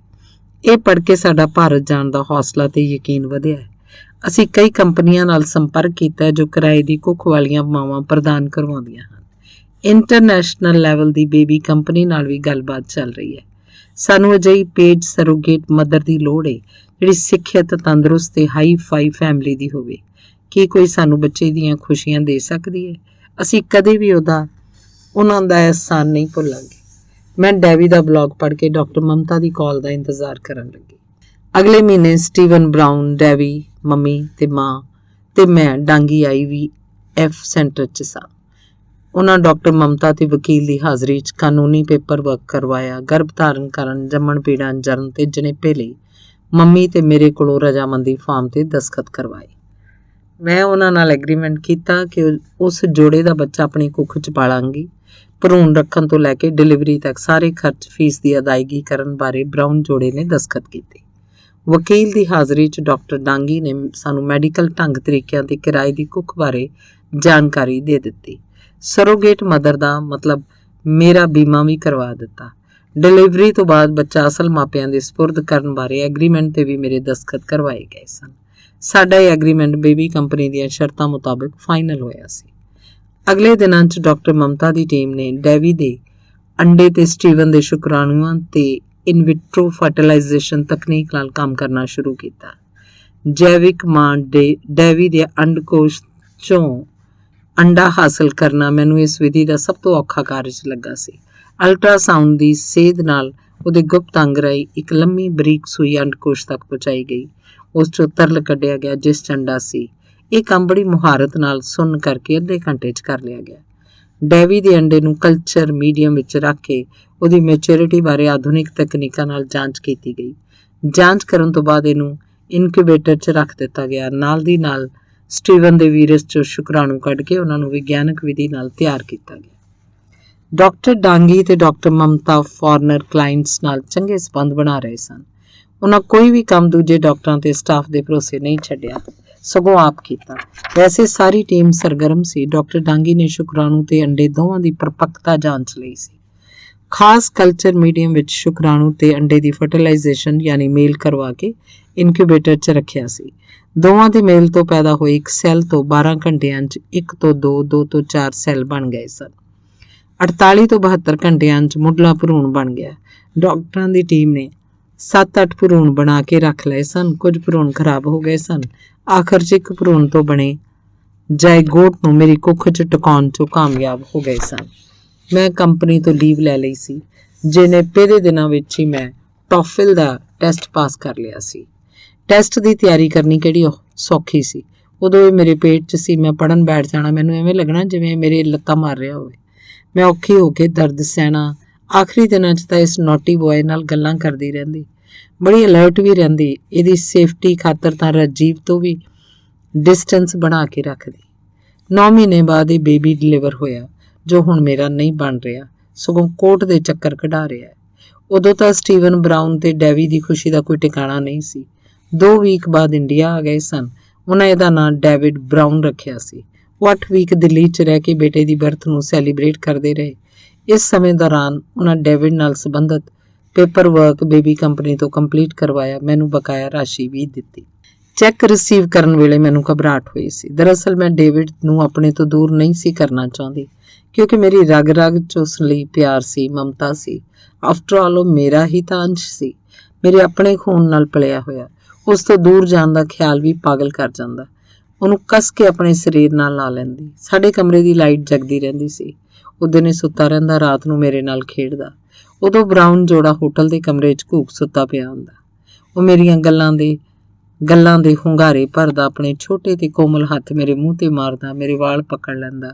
ਇੱਕ ਦਿਨ ਮੈਂ ਡੇਵਿਡ ਨਾ ਦੇਣ ਦਾ ਫੈਸਲਾ ਕਰ ਲਿਆ। ਮੈਂ ਬੱਚਾ ਆਪਣੇ ਕੋਲ ਕਿਵੇਂ ਰੱਖ ਸਕਦੀ ਸੀ। ਐਗਰੀਮੈਂਟ ਤੇ ਸਿਗਨੇਚਰ ਜੋ ਕੀਤੇ ਹੋਏ ਸਨ। ਮੇਰੇ ਸਾਹਮਣੇ ਕਰਜ਼ੇ 'ਚ ਡੁੱਬਿਆ ਘਰ ਸੀ। ਵੇਲ ਵਾਂਗ ਵੱਧ ਗਈਆਂ ਭੈਣਾਂ ਸਨ। ਤੇ ਜਦੋਂ ਬੈਂਕ ਨੇ ਬੰਗਲੇ ਦੀ ਕੁਰਕੀ ਦੇ ਵਾਰੰਟ ਕੱਢੇ ਸਨ, ਮੈਨੂੰ ਬਰਾਊਨ ਜੋੜੇ ਤੋਂ ਜੋ ਐਡਵਾਂਸ ਮਿਲਿਆ ਸੀ, ਉਸ 'ਚ ਬਹੁਤੀ ਰਕਮ ਮੈਂ ਬੈਂਕ ਨੂੰ ਦੇ ਦਿੱਤੀ ਸੀ। ਬਾਕੀ ਕਰਜ਼ੇ ਦੀਆਂ 20 ਸਾਲ ਦੀਆਂ ਕਿਸ਼ਤਾਂ ਕਰਵਾ ਲਈਆਂ ਸਨ ਤੇ ਮੈਂ ਉਹ ਕਿਸ਼ਤਾਂ ਕਿਵੇਂ ਦੇਵਾਂਗੀ, ਇਹ ਸੋਚ ਕੇ ਡੇਵਿਡ ਨੂੰ ਕੋਲ ਰੱਖਣ ਦਾ ਫੈਸਲਾ ਬਦਲ ਦਿੱਤਾ ਸੀ। ਮੈਂ ਬੜੇ ਦੁਖੀ ਮਨ ਨਾਲ ਡੇਵਿਡ ਨੂੰ ਆਪਣੇ ਤੋਂ ਜੁਦਾ ਕੀਤਾ। ਉਹਦੇ USA ਜਾਣ ਪਿੱਛੋਂ ਮੈਂ ਅਪਸੈਟ ਹੋ ਗਈ। 2-3 ਦਿਨ ਖਾਣਾ ਤਾਂ ਕੀ, ਮੇਰੇ ਅੰਦਰ ਪਾਣੀ ਵੀ ਨਾ ਲੰਘਿਆ। ਮੈਨੂੰ ਰੂਮ ਖਾਣ ਨੂੰ ਪੈਂਦਾ ਸੀ। ਰਾਜੀਵ ਬਥੇਰਾ ਉਹਦੀ ਥਾਂ ਲੈਣ ਦੀ ਕੋਸ਼ਿਸ਼ ਕਰਦਾ, ਪਰ ਡੇਵਿਡ ਤੋਂ ਬਿਨਾਂ ਮੈਂ ਅਧੂਰੀ ਸੀ। ਮੇਰੇ ਕੋਲ ਉਹਦੀ ਇੱਕ ਫੋਟੋ, ਕੁਝ ਕੱਪੜੇ ਖਿਡੌਣੇ ਸਨ। ਮੈਂ ਉਹਨਾਂ ਨਾਲ ਹੀ ਪਰਚੀ ਰਹਿੰਦੀ। ਮੈਂ ਵੀ ਅਮਰੀਕਾ ਜਾਣ ਦੀ ਤਿਆਰੀ ਕਰਨ ਲੱਗੀ। GRE ਤੇ ਟੌਫਲ ਦੇ ਟੈਸਟ ਮੈਂ ਪਹਿਲਾਂ ਹੀ ਪਾਸ ਕਰ ਚੁੱਕੀ ਸੀ। ਮੈਂ ਦਾਖਲਾ ਲੈਣ ਲਈ ਅਕੈਡਮੀ ਰਾਹੀਂ ਪੇਪਰ ਵਰਕ ਸ਼ੁਰੂ ਕੀਤਾ। University of southern California America ਦੀਆਂ ਟੌਪ ਯੂਨੀਵਰਸਿਟੀਆਂ 'ਚੋਂ ਇੱਕ ਹੈ। ਮੈਂ ਚੰਗੇ ਰੈਂਕ ਨੂੰ ਮੁੱਖ ਰੱਖਦਿਆਂ ਲਾਸ ਏਂਜਲਸ ਦੀ ਇਸ ਯੂਨੀਵਰਸਿਟੀ 'ਚ ਫੀਸ ਭਰ ਦਿੱਤੀ। ਮੈਂ ਯੂਨੀਵਰਸਿਟੀ ਆ ਕੇ ਸਟੱਡੀ 'ਚ ਬਿਜ਼ੀ ਹੋ ਗਈ। ਪਿੱਛੇ ਮੰਮੀ ਮੇਰੇ ਲਈ ਤੜਫਦੀ ਰਹਿੰਦੀ। ਮਾਲਤੀ ਤੇ ਵਨੀਤਾ ਚਿੱਠੀਆਂ ਲਿਖਦੀਆਂ। ਮੈਂ ਉਹਨਾਂ ਦੀ ਖਾਤਰ ਯੂਨੀਵਰਸਿਟੀ ਕੈਂਪਸ ਅੰਦਰ ਕਦੇ ਲਾਇਬ੍ਰੇਰੀ ਵਿੱਚ, ਕਦੇ ਕੋਰੀਅਰ ਤੇ ਕਦੇ ਪੇਪਰ ਮਾਰਕਿੰਗ ਦਾ ਕੰਮ ਵੀ ਕਰਦੀ। ਸਖਤ ਮਿਹਨਤ ਪਿੱਛੋਂ 2 ਸਾਲ ਵਿੱਚ ਇੰਜੀਨੀਅਰਿੰਗ ਮੈਨੇਜਮੈਂਟ 'ਚ ਮਾਸਟਰ ਡਿਗਰੀ ਕਰ ਲਈ। ਇਸ ਪਿੱਛੋਂ ਮੈਂ ਜੌਬ ਲੱਭਣ ਲੱਗੀ। 3 ਮਹੀਨੇ 'ਚ 4 ਕੰਪਨੀਆਂ ਨੇ ਇੰਟਰਵਿਊ ਲਈ। ਚੌਥੀ ਇੰਟਰਵਿਊ ਮਿਸਟਰੀ ਆਟੋਮੋਬਾਈਲ ਹੈਵਡ ਵੱਲੋਂ ਸੀ। ਇਹਨਾਂ ਮੇਰੀ ਸਿਲੈਕਸ਼ਨ ਕਰ ਲਈ। ਇਹ ਮਲਟੀਨੈਸ਼ਨਲ ਕਾਰ ਕੰਪਨੀ ਹੈ। ਕੰਪਨੀ ਨੇ 3 ਨਵੇਂ ਪ੍ਰੋਜੈਕਟ ਸ਼ੁਰੂ ਕੀਤੇ ਸਨ। ਮੇਰੀ ਡਿਊਟੀ ਪ੍ਰੋਜੈਕਟਸ ਦੀ ਪਲੈਨਿੰਗ ਕਰਨ ਦੀ ਸੀ। ਜਿਨ੍ਹਾਂ ਰੋਬੋ ਮਸ਼ੀਨਾਂ ਨੇ ਇਹ ਪ੍ਰੋਜੈਕਟ ਡਿਜ਼ਾਈਨ ਕਰਨੇ ਸਨ, ਉਹਨਾਂ ਤੋਂ ਲੈ ਕੇ ਵੱਖ-ਵੱਖ ਥਾਈਂ ਬਣਦੀਆਂ ਵੱਖ-ਵੱਖ ਮਸ਼ੀਨਾਂ ਉੱਤੇ ਮੈਂ ਹਾਜ਼ਰ ਰਹਿੰਦੀ। ਕੰਪਨੀ ਨੇ ਹਾਇਰ ਕਰਨ ਵੇਲੇ ਮੇਰੇ ਕੰਟਰੈਕਟ 'ਚ ਕੁਝ ਸ਼ਰਤਾਂ ਰੱਖੀਆਂ ਸਨ। ਉਹਨਾਂ 'ਚੋਂ ਇੱਕ ਸ਼ਰਤ ਇਹ ਸੀ ਕਿ ਮੈਂ 10 ਸਾਲ ਤੱਕ ਕੰਪਨੀ ਨਾਲ ਬੌਂਡਡ ਰਹਾਂਗੀ। ਇਸ 10 ਸਾਲ ਦੇ ਕੰਟਰੈਕਟ 'ਚ ਦੂਜੀ ਸ਼ਰਤ ਨੇ ਇੱਕ ਸਹੂਲਤ ਦਿੱਤੀ ਗਈ ਸੀ। ਜੇਕਰ ਮੈਂ 10 ਸਾਲ ਤੱਕ ਬੇਬੀ ਨਹੀਂ ਕਰਦੀ, ਕੰਪਨੀ ਮੈਨੂੰ 25% ਪੇ ਵਾਧੂ ਦੇਵੇਗੀ। 5 ਸਾਲ ਬਾਅਦ ਪ੍ਰਮੋਸ਼ਨ ਵੀ ਮਿਲੇਗੀ। ਕੁਝ ਸ਼ਰਤਾਂ ਤੇ ਸਹੂਲਤਾਂ ਹੋਰ ਵੀ ਸਨ। ਸ਼ਰਤਾਂ ਲਾਗੂ ਨਾ ਕਰ ਸਕਣ ਦੀ ਹਾਲਤ ਵਿੱਚ ਵਾਧੂ ਤਨਖਾਹ ਤੇ ਪ੍ਰਮੋਸ਼ਨ ਵਾਪਸ ਕਰਨ ਲਈ ਪਾਬੰਦ ਕੀਤਾ ਗਿਆ ਸੀ। 10 ਸਾਲ ਬੇਬੀ ਨਹੀਂ ਲਏਗੀ ਵਾਲੇ ਐਗਰੀਮੈਂਟ ਤੇ ਸਿਗਨੇਚਰ ਕਰਨ ਵੇਲੇ ਮੇਰੇ ਹੱਥ ਕੰਬੇ ਸਨ, ਜਿਵੇਂ ਮੈਂ ਕੁਝ ਦੇਰ ਪਹਿਲਾਂ ਕੰਬ ਰਹੀ ਸੀ। ਉੱਪਰਲੇ ਕਾਲਮ ਤੋਂ ਮੇਰੀ ਉਮਰ 30 ਸਾਲ ਲਿਖੀ ਸੀ। ਮੈਂ ਸੋਚਣ ਲੱਗ ਪਈ, ਕੀ ਕਰਾਂ? ਮੇਰੇ ਸਾਹਮਣੇ ਕਰਜ਼ੇ ਦੀਆਂ ਕਿਸ਼ਤਾਂ, ਭੈਣਾਂ ਦੀ ਪੜ੍ਹਾਈ ਤੇ ਸ਼ਾਦੀਆਂ ਪਏ ਸਨ। ਜਿਵੇਂ ਮੈਂ ਹੁਣ ਤਰੀਕ ਤੇ ਜਾਣ ਤੋਂ ਪਹਿਲਾਂ ਸੋਚਾਂ 'ਚ ਡੁੱਬੀ ਹੋਈਆਂ, ਮੈਂ ਬੌਸ ਦੇ ਸਾਹਮਣੇ ਸੋਚੀ ਪੈ ਗਈ ਸੀ। ਉਸ ਵੇਲੇ ਦਿਨ ਰਾਤ ਸਾਡੇ ਫਿਊਚਰ ਲਈ ਨੱਠੇ ਭੱਜੇ ਫਿਰਦੇ ਰਹੇ ਡੈਡੀ ਜੀ ਸਾਹਮਣੇ ਆ ਗਏ। ਉਹਨਾਂ ਦਾ ਐਕਸੀਡੈਂਟ ਸਾਡੇ ਲਈ ਹੋਇਆ ਸੀ। ਨਾਲੇ ਉਹਨਾਂ ਨੇ ਭੈਣਾਂ ਦੀ ਜ਼ਿੰਮੇਵਾਰੀ ਮੇਰੇ ਮੋਢਿਆਂ ਤੇ ਸੁੱਟੀ ਸੀ ਤੇ ਮੈਂ ਮਾਂ ਕਦੋਂ ਬਣਾਂਗੀ? ਇਹ ਸੋਚ ਕੇ ਮੈਂ ਹੌਕਾ ਲਿਆ ਸੀ। ਉਸ ਵੇਲੇ ਡੇਵਿਡ ਵੀ ਮੇਰੀਆਂ ਅੱਖਾਂ ਸਾਹਮਣੇ ਆਇਆ ਸੀ। ਡੈਡੀ ਜੀ ਦਾ ਸੁਪਨਾ ਤੇ ਜ਼ਿੰਮੇਵਾਰੀ ਮੇਰੇ ਤੇ ਭਾਰੂ ਪੈ ਗਏ। ਆਪਣੇ ਬਾਰੇ ਸੋਚਣਾ ਛੱਡ ਦਿੱਤਾ ਤੇ ਐਗਰੀਮੈਂਟ ਤੇ ਸਿਗਨੇਚਰ ਕਰ ਦਿੱਤੇ। ਕੰਪਨੀ ਤੇ ਆਇਆ ਗੁੱਸਾ ਪੀ ਗਈ। ਸਰ ਵੱਲ ਵੇਖ ਕੇ ਮੁਸਕਰਾ ਪਈ। ਡਿਊਟੀ ਜੁਆਇਨ ਕਰਨ ਪਿੱਛੋਂ ਮੈਂ ਕੰਮ 'ਚ ਰੁੱਝ ਗਈ। ਕੰਪਨੀ ਦਾ ਕੰਮ ਹੀ ਇੰਨਾ ਸੀ ਕਿ ਮੈਨੂੰ ਸਿਰ ਖੁਰਕਣ ਦੀ ਵੀ ਵਿਹਲ ਨਾ ਮਿਲਦੀ। ਸਵੇਰੇ ਡਿਊਟੀ ਜਾਂਦੀ, ਸ਼ਾਮ ਜਦੋਂ ਘਰ ਪੁੱਜਦੀ ਸਰੀਰ ਚਕਨਾਚੂਰ ਹੋਇਆ ਹੁੰਦਾ। ਬੈੱਡ ਉੱਤੇ ਗਿਰਦੇ ਸਾਰੀ ਨੀਂਦ ਆ ਜਾਂਦੀ। ਮੈਂ ਤਾਂ ਮਨੀ ਮੇਕਿੰਗ ਮਸ਼ੀਨ ਬਣ ਚੁੱਕੀ ਸੀ। ਮੈਨੂੰ ਜੇ ਕਿਤੇ ਵਿਹਲ ਮਿਲਦੀ, ਮੈਂ ਪਰਸ 'ਚੋਂ ਡੇਵਿਡ ਦੀ ਫੋਟੋ ਕੱਢ ਕੇ ਚੁੰਮ ਲੈਂਦੀ, ਫਿਰ ਕੰਮ 'ਚ ਬਿਜ਼ੀ ਹੋ ਜਾਂਦੀ। ਘਰ ਫੋਨ ਵੀ ਘੱਟ ਹੀ ਕਰਦੀ। ਸ਼ਾਇਦ ਮੈਂ ਵਿਆਹ ਵੀ ਨਾ ਕਰਾਉਂਦੀ। ਇਹ ਤਾਂ ਰਾਜੀਵ ਨੇ ਜ਼ਿੱਦ ਕਰ ਰੱਖੀ। ਉਹ ਤੇ ਮੈਂ ਬਾਈ ਲਾਅ ਪਤੀ ਪਤਨੀ ਬਣ ਗਏ ਸਾਂ। ਰਾਜੀਵ ਨੂੰ ਅਮਰੀਕਾ ਮੰਗਵਾ ਕੇ ਅਸੀਂ ਦੋਨੋਂ ਆਪਣੀ ਆਪਣੀ ਜੌਬ 'ਚ ਬਿਜ਼ੀ ਹੋ ਗਏ। ਮੈਂ ਇੰਡੀਆ ਵੀ ਕਰਜ਼ੇ ਦੀਆਂ ਕਿਸ਼ਤਾਂ ਦਿੰਦੀ, ਇੱਥੇ ਵਾਲੇ ਘਰ ਦੀਆਂ, ਕਾਰ ਦੀਆਂ ਵੀ। ਰਾਜੀਵ ਦਾ ਧਿਆਨ ਵੀ ਆਪਣੇ ਭੈਣ ਭਰਾ ਨੂੰ ਸੈੱਟ ਕਰਨ 'ਚ ਸੀ। ਅਮਰੀਕਾ ਵਾਂਗ ਮੇਰੀ ਜ਼ਿੰਦਗੀ ਦੀ ਰਫ਼ਤਾਰ ਤੇਜ਼ ਹੋ ਚੁੱਕੀ ਸੀ। ਮੈਂ ਭੈਣਾਂ ਨੂੰ ਚੰਗੇ ਕੋਰਸ ਕਰਵਾ ਰਹੀ ਸੀ। ਮੈਂ ਡਾਲਰ ਭੇਜਦੀ ਰਹਿੰਦੀ, ਉਹ ਵੀ ਮੇਰੇ ਲਈ ਛੋਟੇ-ਛੋਟੇ ਗਿਫਟ ਭੇਜਦੀਆਂ ਰਹਿੰਦੀਆਂ। ਮੇਰੀ ਮੰਮਾ ਦੇ ਚਿਹਰੇ ਤੇ ਨੂਰ ਆ ਗਿਆ ਸੀ। ਘਰ ਖੁਸ਼ਹਾਲੀ ਹੋ ਗਈ ਸੀ। ਸ਼ਹਿਰ 'ਚ ਸਾਡਾ ਬੰਗਲਾ ਮੁੜ ਚਮਕਣ ਲੱਗ ਪਿਆ ਸੀ। ਪੰਛੀਆਂ ਦੀ ਚੀਂ-ਚੀਂ ਵੱਧ ਗਈ ਸੀ। ਗੁਲਾਬ ਦੇ ਫੁੱਲਾਂ ਦੀ ਖੁਸ਼ਬੂ ਨਾਲ ਆਲਾ-ਦੁਆਲਾ ਮਹਿਕਿਆ ਪਿਆ ਸੀ। ਮਾਲਤੀ ਆਰਥੋ ਦੀ ਡਾਕਟਰ ਬਣ ਗਈ ਸੀ ਤੇ ਵਨੀਤਾ ਕੰਪਿਊਟਰ ਇੰਜੀਨੀਅਰ। ਦੋਵੇਂ ਕੈਨੇਡਾ ਸੈਟਲ ਹੋ ਗਈਆਂ ਸਨ। ਉਹਨਾਂ ਨੂੰ ਸੈੱਟ ਕਰਾਉਣ ਤੇ ਵਿਆਹਣ ਪਿੱਛੋਂ ਮੈਂ ਜ਼ਿੰਮੇਵਾਰੀ ਤੋਂ ਫਰੀ ਹੋ ਗਈ ਸੀ। ਮੈਂ ਰਾਜੀਵ ਦੀਆਂ ਵੀ ਸਭ ਲੋੜਾਂ ਤੇ ਇੱਛਾਵਾਂ ਦਾ ਖਿਆਲ ਰੱਖਦੀ। ਜੇ ਮੇਰੇ ਕੋਲ ਸਮਾਂ ਨਹੀਂ ਸੀ, ਉਹ ਆਪਣੇ ਲਈ ਨਹੀਂ ਸੀ। ਕੰਪਨੀ ਨੇ ਰੋਬੋ ਮਸ਼ੀਨਾਂ ਵਾਂਗੂ ਮੈਨੂੰ ਵੀ ਰੋਬੋਟ ਬਣਾ ਦਿੱਤਾ ਸੀ। ਉਹਨਾਂ ਵਾਂਗ ਹੀ ਚੁੱਪ ਰਹਿੰਦੀ, ਸਿਰਫ ਕੰਮ ਦੀ ਭਾਸ਼ਾ ਸਮਝਦੀ। ਮੈਂ ਕੰਪਨੀ ਮਾਲਕਾਂ ਦਾ ਲਾਗਤ ਘਟਾਉਣ ਤੇ ਮੁਨਾਫਾ ਵਧਾਉਣ ਦਾ ਸੁਪਨਾ ਪੂਰਾ ਕਰਦੀ। ਕੰਪਨੀ ਮਾਲਕਾਂ ਦੀ ਕੋਸ਼ਿਸ਼ ਹੁੰਦੀ ਮਸ਼ੀਨ ਇਸ ਤਰ੍ਹਾਂ ਡਿਜ਼ਾਈਨ ਹੋਵੇ ਕਿ ਮਨੁੱਖੀ ਸ਼ਕਤੀ ਦੀ ਲੋੜ ਘੱਟ ਪਵੇ। ਮੈਂ ਹਾਇਰ ਅਥਾਰਟੀ ਕੋਲੋਂ ਡਿਜ਼ਾਈਨ ਅਪਰੂਵ ਕਰਾਉਂਦੀ। Texas, New York, Michigan, Canada, Japan ਆਦਿ 'ਚ ਲੱਗੇ ਪਲਾਂਟਸ ਵਿੱਚ ਤੁਰੀ ਫਿਰਦੀ। ਸ਼ੁਰੂ 'ਚ ਮੈਂ ਨਿਊਯਾਰਕ ਜਾਂਦੀ, ਬਰਾਊਨ ਜੋੜੇ ਦੇ ਘਰ ਜਾ ਕੇ ਆਉਂਦੀ, ਆਪਣੇ ਪੁੱਤ ਡੇਵਿਡ ਨੂੰ ਚੁੰਮ ਕੇ ਆਉਂਦੀ। ਫਿਰ ਉੱਥੇ ਵਾਲਾ ਸਾਡਾ ਯੂਨਿਟ ਬੰਦ ਹੋ ਗਿਆ। ਕਾਫੀ ਸਮਾਂ ਜਾ ਹੀ ਨਾ ਹੋਇਆ। ਇੱਕ ਵਾਰ ਉੱਧਰ ਹੀ ਗਈ ਹੋਈ ਸੀ। ਵਾਪਸੀ ਤੇ ਬਰਾਊਨ ਦੇ ਘਰ ਗਈ ਤਾਂ ਉਹਨਾਂ ਹਾਊਸ ਸ਼ਿਫਟ ਕਰ ਲਿਆ ਸੀ ਤੇ ਮੈਨੂੰ ਨਵਾਂ ਐਡਰੈਸ ਨਾ ਮਿਲਿਆ। ਮੈਂ ਉਦਾਸ ਹੋਈ ਮੁੜੀ ਸੀ, ਪਰ ਮੇਰੇ ਆਪਣੇ ਵੀ ਖੁਸ਼ੀ ਦੇ ਦਿਨ ਆ ਗਏ ਸਨ। ਮੇਰੀ ਜੌਬ 10 ਸਾਲ ਦੀ ਹੋ ਗਈ ਸੀ। ਬੇਬੀ ਨਾ ਲੈਣ ਵਾਲੇ ਐਗਰੀਮੈਂਟ ਦਾ ਪੀਰੀਅਡ ਖਤਮ ਹੋ ਗਿਆ ਸੀ ਤੇ ਮੇਰਾ ਬਣਵਾਸ ਕੱਟਿਆ ਗਿਆ ਸੀ। ਵੇਲ ਤਾਂ ਮੇਰੇ ਕੋਲ ਉਦੋਂ ਵੀ ਨਹੀਂ ਸੀ। ਤਨਖਾਹ ਬਹੁਤ ਅੱਛੀ ਸੀ। ਪ੍ਰਮੋਸ਼ਨ ਡਿਊ ਸੀ, ਪਰ ਮੇਰੇ ਅੰਦਰਲੀ ਮਾਂ ਜਾਗ ਪਈ ਸੀ। ਕਈ ਵਾਰ ਇੰਸਟਾਗ੍ਰਾਮ ਤੇ ਭੈਣਾਂ ਆਪਣੀਆਂ ਤੇ ਬੱਚਿਆਂ ਦੀਆਂ ਤਸਵੀਰਾਂ ਪਾ ਦਿੰਦੀਆਂ। ਉਹਨਾਂ ਨੂੰ ਵੇਖ ਮੇਰਾ ਮਾਂ ਬਣਨ ਨੂੰ ਮਨ ਕਾਹਲਾ ਹੋ ਉੱਠਿਆ। ਮੇਰਾ ਦਿਲ ਕਰਦਾ ਮੈਂ ਕੁਦਰਤ ਦੀ ਇਸ ਅਨਮੋਲ ਸੌਗਾਤ ਦਾ ਨਿੱਘ ਮਾਣਾ। ਵਿਹਲੇ ਸਮੇਂ ਮੈਂ ਲੈਪਟਾਪ ਤੇ ਬੱਚਿਆਂ ਦੀਆਂ ਤਸਵੀਰਾਂ ਦੇਖਣ ਲੱਗ ਜਾਂਦੀ, ਡਾਊਨਲੋਡ ਕਰ ਲੈਂਦੀ, ਪ੍ਰਿੰਟ ਕੱਢ ਕੇ ਬੈੱਡ ਭਰ ਦਿੰਦੀ। ਫਿਰ ਉਹਨਾਂ ਉੱਪਰ ਲਿਟ ਜਾਂਦੀ। ਵੈਸੇ ਡੇਵਿਡ ਦੀ ਫੋਟੋ ਮੈਂ ਸਕਰੀਨ ਦੇ ਵਾਲਪੇਪਰ ਵਜੋਂ ਲਾ ਰੱਖੀ ਸੀ। ਮੈਂ ਤੇ ਰਾਜੀਵ ਬੱਚੇ ਲਈ ਕੋਸ਼ਿਸ਼ ਕਰਨ ਲੱਗੇ, ਪਰ ਸਾਡੇ ਪੱਲੇ ਨਿਰਾਸ਼ਾ ਹੀ ਪਈ ਸੀ। ਸਾਨੂੰ ਲੱਗਾ ਅਸੀਂ ਬਹੁਤ ਲੇਟ ਹੋ ਗਏ ਸਾਂ। ਕਦੇ ਗਾਇਨੀ, ਕਦੇ ਇਨਫਰਟਿਲਿਟੀ ਡਾਕਟਰਾਂ ਦੇ ਗੇੜੇ ਲਗਾਉਂਦੇ ਰਹੇ, ਤਰ੍ਹਾਂ ਤਰ੍ਹਾਂ ਦੇ ਟੈਸਟ ਵੀ ਕਰਵਾਏ। ਆਖਰ ਇੱਕ ਦਿਨ ਡਾਕਟਰ ਅਲੀਸਾ ਨੇ ਮੈਨੂੰ ਕਿਹਾ ਸੀ, ਲੇਟੈਸਟ ਸਟੇਜ ਤੇ ਕਨਸੀਵ ਕਰਨਾ ਕਾਫੀ ਮੁਸ਼ਕਿਲ ਕੰਮ ਹੈ, ਫਿਰ ਵੀ ਅਸੀਂ ਫੁੱਲ ਐਫਰਟ ਕਰ ਰਹੇ ਹਾਂ। ਮੈਂ ਤੇ ਰਾਜੀਵ ਨੇ ਡਾਲਰ ਤਾਂ ਬਹੁਤ ਕਮਾ ਲਏ ਸਨ। ਅਸੀਂ ਹੇਵਰਡ ਚੂਚੀ ਪਹਾੜੀ ਤੇ ਬਹੁਤ ਵੱਡਾ ਘਰ ਲੈ ਲਿਆ ਸੀ। ਪਿਛਲੇ ਸਾਲਾਂ 'ਚ ਵੀ ਮੈਂ ਬੱਚੇ ਲਈ ਬਹੁਤ ਤੜਫਣ ਲੱਗ ਪਈ ਸੀ। ਰਾਜੀਵ ਵੀ ਬੇਕਾਬੂ ਹੋ ਜਾਂਦਾ ਰਿਹਾ। ਕੁਝ ਦਿਨਾਂ ਬਾਅਦ ਪ੍ਰੈਗਨੈਂਸੀ ਦਾ ਪਤਾ ਲੱਗਾ ਸੀ। ਉਸ ਵਕਤ ਅਸੀਂ ਐਗਰੀਮੈਂਟ ਤੋੜਨ ਦਾ ਫੈਸਲਾ ਕਰ ਲਿਆ ਸੀ। ਵਾਧੂ ਤਨਖਾਹ ਕੰਪਨੀ ਨੇ ਲੈ ਲੈਣੀ ਹੈ ਸੋਚ ਕੇ ਅਬੋਰਸ਼ਨ ਕਰਵਾ ਦਿੱਤਾ। ਮੈਂ ਭੈਣਾਂ ਦਾ ਕੈਰੀਅਰ ਬਣਾਉਂਦੀ ਰਹੀ, ਕੰਮ 'ਚ ਬਿਜ਼ੀ ਰਹੀ ਤੇ ਆਪਣਾ ਮਾਂ ਬਣਨ ਦਾ ਗੋਲਡਨ ਪੀਰੀਅਡ ਗੁਆ ਦਿੱਤਾ। ਹੁਣ ਭੈਣਾਂ ਕੋਲ ਮੇਰਾ ਫੋਨ ਸੁਣਨ ਲਈ ਟਾਈਮ ਵੀ ਨਹੀਂ ਹੈ। ਉਹ ਡਿਊਟੀ ਜਾਂ ਬੱਚਿਆਂ 'ਚ ਬਿਜ਼ੀ ਹੁੰਦੀਆਂ ਨੇ। ਬੱਚਿਆਂ ਨੂੰ ਗਰਾਊਂਡ ਲੈ ਕੇ ਜਾਂਦੀਆਂ ਜਾਂ ਮੰਦਰ 'ਚ ਹਿੰਦੀ ਸਿਖਾਉਣ। ਉਹ ਹਸਬੈਂਡਸ ਨਾਲ ਬਰਫੀਲੇ ਪਹਾੜਾਂ ਉੱਤੇ ਬਰਫ਼ ਨਾਲ ਖੇਡ ਰਹੀਆਂ ਹੁੰਦੀਆਂ ਹਨ। ਮੇਰੇ ਲਈ ਉਹਨਾਂ ਕੋਲ ਟਾਈਮ ਨਹੀਂ ਹੈ। ਮੇਰਾ ਘਰ ਹਸੂ ਹਸੂ ਕਰਦੇ ਬੇਬੀ ਤੋਂ ਸਖਣਾ ਹੈ, ਰਾਤ ਨੂੰ ਨੀਂਦ ਨਹੀਂ ਆਉਂਦੀ। ਡੇਵਿਡ ਦੀ ਫੋਟੋ ਹਿੱਕ ਤੇ ਰੱਖ ਲੈਂਦੀ ਹਾਂ। ਪਿਛਲੇ 4-5 ਸਾਲਾਂ ਤੋਂ ਬੇਬੀ ਲੈਣ ਦੇ ਯਤਨਾਂ 'ਚ ਸੀ, ਪਰ ਸਭ ਵਿਅਰਥ। ਅਸੀਂ ਡਾਕਟਰ ਕੋਲ ਵੀ ਜਾਂਦੇ, ਪਰ ਉਹਨਾਂ ਦਾ ਇਲਾਜ ਕਿਸੇ ਨਤੀਜੇ ਤੇ ਨਹੀਂ ਪਹੁੰਚਾ ਰਿਹਾ ਸੀ। ਡਾਕਟਰ ਕਹਿੰਦਾ ਬਾਰ-ਬਾਰ ਅਬੋਰਸ਼ਨ ਕਰਵਾਉਣ ਨਾਲ ਬੱਚੇਦਾਨੀ 'ਚ ਨੁਕਸ ਪੈ ਗਿਆ। ਰਾਜੀਵ ਦੀ ਫੋਟੋ ਮੇਰੇ ਵੱਲ ਤੱਕ ਰਹੀ ਹੈ। ਆਖਰ ਇਹ ਬੰਦਾ ਵੀ ਬੇਵਫਾਈ ਕਰ ਗਿਆ। ਅਮਰੀਕਾ ਆਉਣ ਵੇਲੇ ਉਸ ਜ਼ਿੰਦਗੀ ਭਰ ਸਾਥ ਨਿਭਾਉਣ ਦਾ ਵਾਅਦਾ ਕੀਤਾ ਸੀ। ਇਹ ਵੀ ਮੇਰੇ ਤੋਂ ਅੱਕ ਗਿਆ। ਉਹ ਮੈਕਸੀਕਨ ਲੇਡੀ ਮਾਰੀਆ ਨਾਲ ਫਨ ਕਰਨ ਲੱਗ ਪਿਆ ਸੀ। ਮੈਂ ਰੋਜ਼ ਸੋਚਦੀ ਹਾਂ, ਰਾਜੀਵ ਕਿਉਂ ਮਾਰੀਆ ਦਾ ਹੋ ਗਿਆ? ਕਿਉਂ ਨਹੀਂ ਹੋਏਗਾ ਕਮਲੀਏ? ਉਹ 30 ਸਾਲ ਦੀ ਭਰ ਜਵਾਨ ਔਰਤ, ਉਹਦੇ ਚਿਹਰੇ ਤੇ ਛਾਤੀਆਂ ਦੀ ਖਿੱਚ ਹੀ ਇੰਨੀ ਹੈ। ਮੇਰਾ ਬੰਦਾ ਪੱਟਿਆ ਗਿਆ। ਉਹ ਵੀ ਕੀ ਦਿਨ ਸਨ ਜਦੋਂ ਮੁੰਡੇ ਮੈਨੂੰ ਖੜ-ਖੜ ਵੇਖਦੇ ਸਨ। ਫਿਰ ਮੈਨੂੰ ਹਾਲਾਤ ਨੇ ਤੋੜ ਦਿੱਤਾ। ਉਮਰ ਤੋਂ ਪਹਿਲਾਂ ਹੀ ਬੁੱਢੀ ਹੋ ਗਈ, ਢਿਲਕੇ ਅੰਗਾਂ ਨੂੰ ਕੱਸੀ ਫਿਰਦੀ ਹਾਂ। ਤੇ ਮੈਂ ਵੀ 30 ਸਾਲ ਦੀ ਉਮਰ 'ਚ ਮਾਰੀਆ ਨੂੰ ਮਾਤ ਪਾਉਂਦੀ ਸੀ। ਤੇ ਹੁਣ ਜਦੋਂ ਮੈਂ ਦੂਜੀ ਵਾਰ ਪ੍ਰੈਗਨੈਂਟ ਹੋਣ ਤੇ ਅਬੋਰਸ਼ਨ ਕਰਵਾਇਆ, ਉਦੋਂ ਰਾਜੀਵ ਚੁੱਪ ਰਿਹਾ। ਹੁਣ ਕਹਿ ਰਿਹਾ ਇਹ ਬੱਚਾ ਮੇਰੇ ਬੌਸ ਦਾ ਸੀ। ਮੈਂ ਬਹੁਤਾ ਸਮਾਂ ਉਸ ਨਾਲ ਹੀ ਗੁਜ਼ਾਰਦੀ ਸੀ। ਚਲੋ, ਇਸ ਕਮੀਨੇ ਦਾ ਕੀ ਕਹਿਣਾ। ਜਿਉਂ ਹੀ ਮੈਨੂੰ ਮਾਰੀਆ ਤੇ ਰਾਜੀਵ ਦੇ ਸਬੰਧਾਂ ਦਾ ਪਤਾ ਲੱਗਾ, ਮੈਂ ਪਾਗਲ ਹੋ ਗਈ। ਮੈਂ ਤਾਂ ਪਹਿਲਾਂ ਹੀ ਬਹੁਤ ਦੁਖੀ ਸੀ। ਮੇਰੇ ਲਈ ਇਹ ਸ਼ੌਕ ਨਾ ਸਹਿਣਯੋਗ ਸੀ। ਮੈਨੂੰ ਸੁੱਝੇ ਕੁਛ ਨਾ। ਉਹ ਬੰਦਾ ਪਤਾ ਨਹੀਂ ਕਿਹੜੀ ਮਿੱਟੀ ਦਾ ਬਣਿਆ ਹੋਇਆ, ਮੇਰੀਆਂ ਭਾਵਨਾਵਾਂ ਨੂੰ ਨਹੀਂ ਸੀ ਸਮਝ ਰਿਹਾ। ਮੈਂ ਤਾਂ ਇਹੀ ਚਾਹੁੰਦੀ ਸੀ ਉਹ ਮੇਰਾ ਰਹੇ, ਕਿਸੇ ਮਾਰੀਆ ਕੋਲ ਨਾ ਜਾਏ। ਘਰ 'ਚ ਕਲੇਸ਼ ਪੈ ਗਿਆ ਸੀ। ਸਾਡੀ ਟਸਲ ਵਧਦੀ ਤਲਾਕ ਤੱਕ ਪੁੱਜ ਗਈ। ਮੈਂ ਤਲਾਕ ਦੇਣਾ ਨਹੀਂ ਸੀ ਚਾਹੁੰਦੀ। ਮੈਂ ਤਾਂ ਚਾਹੁੰਦੀ ਸੀ ਉਹ ਭੁੱਲਿਆ ਭਟਕਿਆ ਘਰ ਆ ਜਾਏ। ਮੈਂ ਕਿਹੜਾ ਆਪਣੇ ਬੌਸ ਨੂੰ ਕੁੱਛੜ ਚੁੱਕੀ ਫਿਰਦੀ ਹਾਂ, ਪਰ ਉਹ ਆਪਣੀ ਜ਼ਿੱਦ ਤੇ ਅੜ ਗਿਆ। ਮਾਮਲਾ ਕੋਰਟ ਚਲਾ ਗਿਆ। ਕਿਮ ਮੇਰੀ ਤੇਜ਼ ਤਰਾਰ ਵਕੀਲ ਏ। ਇਹਦੇ ਬਾਵਜੂਦ ਵੀ ਰਾਜੀਵ ਤਲਾਕ ਲੈ ਗਿਆ ਸੀ। ਉਦੋਂ ਮੈਂ ਬੁਰੀ ਤਰ੍ਹਾਂ ਟੁੱਟ ਗਈ ਸੀ। ਬਸ ਇੱਕ ਬੈੱਡ ਤੇ ਪਈ ਰਹਿੰਦੀ, ਕੋਈ ਸੁੱਧ ਬੁੱਧ ਨਹੀਂ, ਨਾ ਦਿਨ ਨਾ ਰਾਤ ਦਾ ਫਰਕ। ਛੱਤ ਵੱਲ ਵੇਖ ਘੂਰੀਆਂ ਵੱਟਦੀ ਰਹਿੰਦੀ। ਮਾਲਤੀ ਕਹਿਣ ਲੱਗੀ ਦੂਜੀ ਸ਼ਾਦੀ ਕਰਵਾ ਲੈ। 47 ਸਾਲ ਦੀ ਹੋ ਗਈ ਹਾਂ। ਪਿਛਲੇ ਸਾਲ ਪੀਰੀਅਡਸ ਵੀ ਬੰਦ ਹੋ ਗਏ ਸੀ। ਮੈਨੋਪੌਜ਼ ਦੌਰਾਨ ਇੱਕ ਕੁੱਖ ਕਿੱਥੋਂ ਸੁਲੱਖਣੀ ਹੋਣੀ ਹੈ। ਇਹ ਦੱਸ ਕੇ ਸੈਕਿੰਡ ਮੈਰਿਜ ਲਈ ਨਾ ਕਰਤੀ। ਮੈਂ ਸੋਚੀ ਜਾ ਰਹੀ ਹਾਂ, ਜੇ ਜੋ ਕਰਦੀ ਰਹੀ ਉਹ ਕਿਹਦੇ ਲਈ ਕਰਦੀ ਸੀ?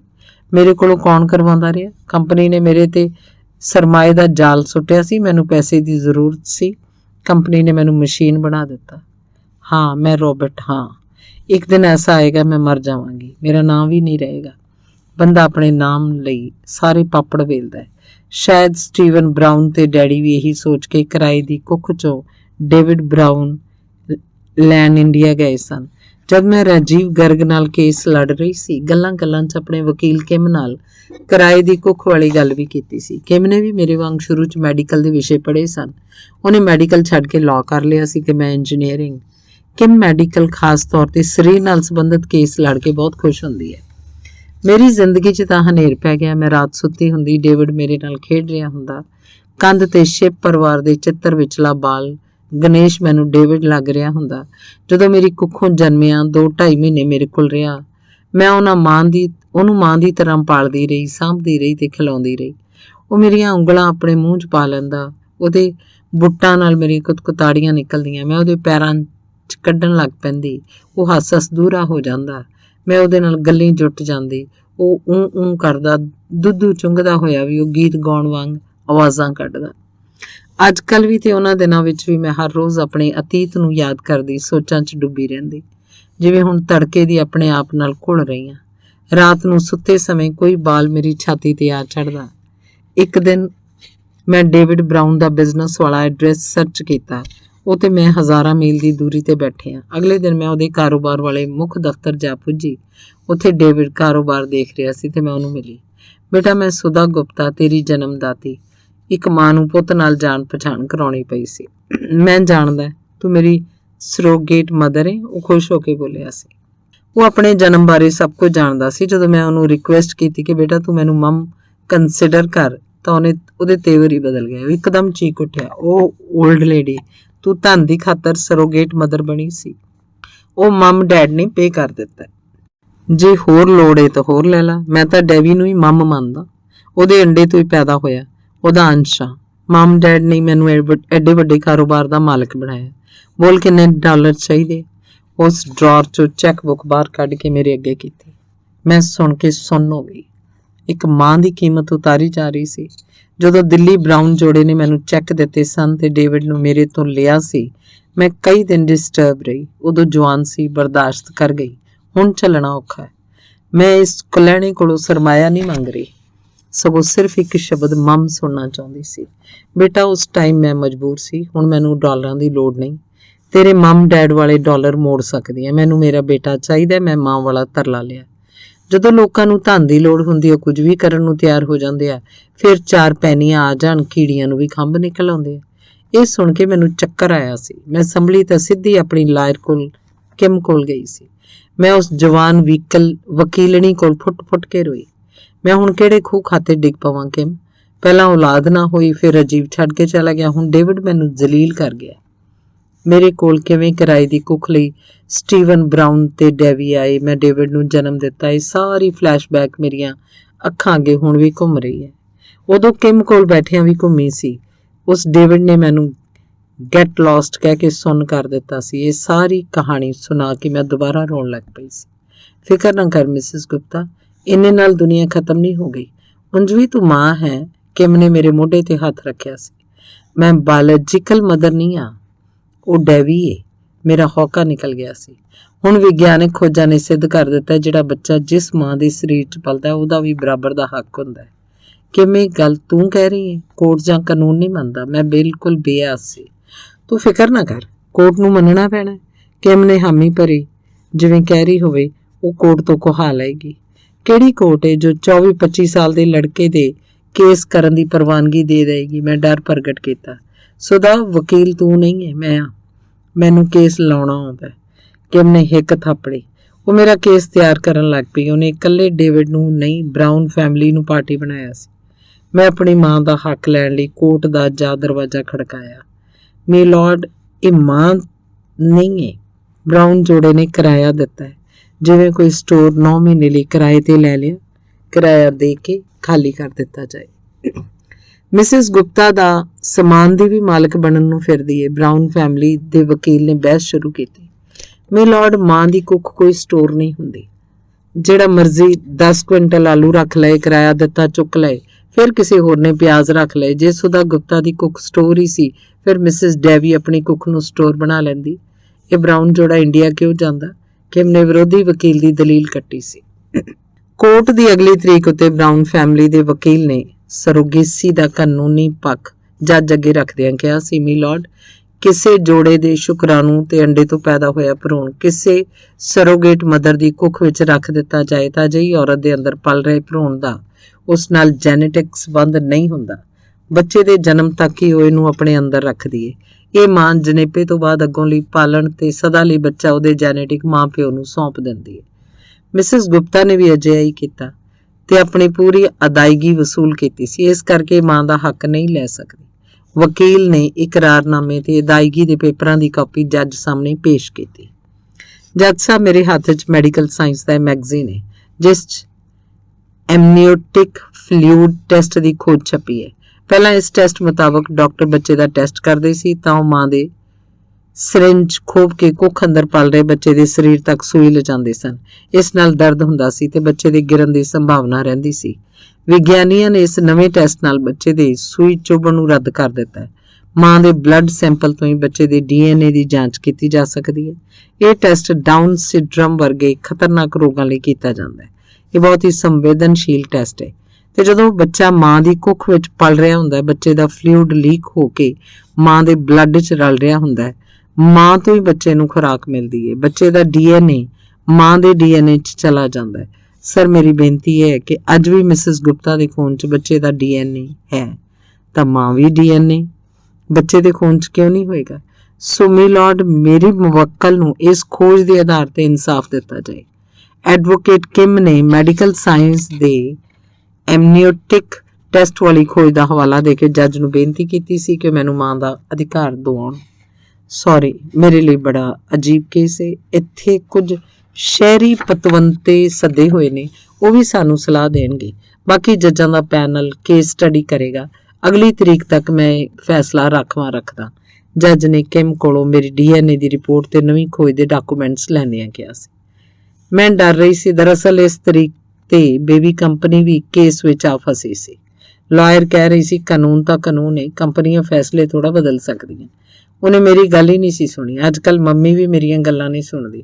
ਕਹਿੰਦੀ ਕਿਹੜਾ 2-2 ਘੰਟੇ ਕੰਨਾਂ ਨੂੰ ਫੋਨ ਲਾਈ ਰੱਖੇ, ਬੋਲੀ ਥੋੜਾ ਹੋਣਾ।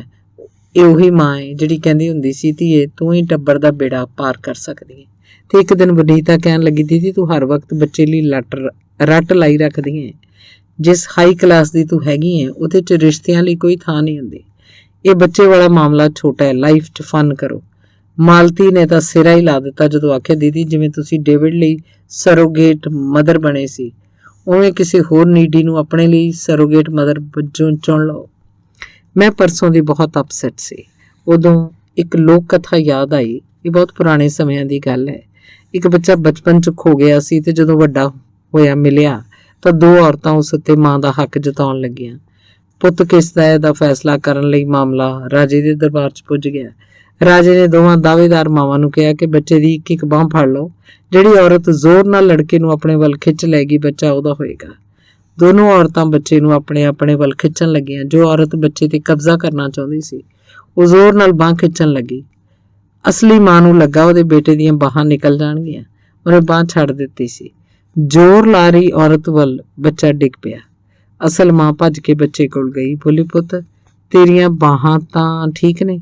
ਉਹਨੇ ਬੱਚੇ ਨੂੰ ਛਾਤੀ ਨਾਲ ਲਾਇਆ ਸੀ। ਜ਼ੋਰ ਨਾਲ ਖਿੱਚਣ ਵਾਲੀ ਔਰਤ ਨੇ ਉੱਠ ਕੇ ਬੱਚੇ ਨੂੰ ਕਬਜ਼ੇ 'ਚ ਲੈ ਲਿਆ ਸੀ। ਰਾਜਾ ਸਮਝ ਗਿਆ ਸੀ ਕਿ ਇਹ ਉਹਦੀ ਨਕਲੀ ਮਾਂ ਹੈ ਜਿਸ ਔਰਤ ਨੇ ਬਾਂਹ ਛੱਡ ਦਿੱਤੀ ਸੀ ਤੇ ਰਾਜੇ ਨੇ ਬੱਚਾ ਉਹਨੂੰ ਹੈਂਡਓਵਰ ਕਰ ਦਿੱਤਾ। ਰਾਤ ਨੂੰ ਇਹੀ ਕਥਾ ਮੇਰੇ ਸੁਪਨੇ 'ਚ ਆ ਗਈ। ਡੇਵਿਡ ਕੋਰਟ ਵਿੱਚ ਖੜਾ ਸੀ। ਇੱਕ ਬਾਂਹ ਡੈਵੀ ਖਿੱਚ ਰਹੀ ਸੀ, ਦੂਜੀ ਬਾਂਹ ਮੈਂ। ਜੱਜ ਧਿਆਨ ਨਾਲ ਦੇਖ ਰਿਹਾ ਸੀ। ਵਕੀਲ ਆਪਣੇ ਮੁਵੱਕਲ ਨੂੰ ਬਾਂਹ ਆਪਣੇ ਵੱਲ ਖਿੱਚਣ ਲਈ ਜ਼ੋਰ ਪਾ ਰਹੇ ਸਨ। ਅਸੀਂ ਦੋਨੋਂ ਜ਼ੋਰ ਲਾਉਣ ਲੱਗੀਆਂ। ਮੈਨੂੰ ਲੱਗਾ ਡੇਵਿਡ ਦਰਦ ਨਾਲ ਕਰਾ ਰਿਹਾ ਹੈ ਤੇ ਸ਼ਾਇਦ ਡੈਵੀ ਨੂੰ ਵੀ ਇਹੀ ਲੱਗਾ। ਮੈਂ ਬਾਂਹ ਛੱਡਤੀ ਤੇ ਉਹਨੇ ਵੀ। ਮੈਂ ਸੁਪਨੇ 'ਚੋਂ ਨਿਕਲ ਕੇ ਸੋਚਣ ਲੱਗੀ ਡੈਵੀ ਵੀ ਬਾਂਹ ਕਿਉਂ ਖਿੱਚੇਗੀ? ਆਖਰ ਉਹ ਵੀ ਤਾਂ ਮਾਂ ਏ। ਮੈਨੂੰ ਕਦੇ ਚੰਗੇ ਸੁਪਨੇ ਆਉਂਦੇ, ਕਦੇ ਬੁਰੇ। ਮੈਨੂੰ ਲੱਗਣ ਲੱਗ ਪਿਆ ਕਿ ਕਾਰ ਕੰਪਨੀ ਨੇ ਮੇਰੇ ਜੀਵਨ ਨਾਲ ਖਿਲਵਾੜ ਕੀਤਾ ਹੈ।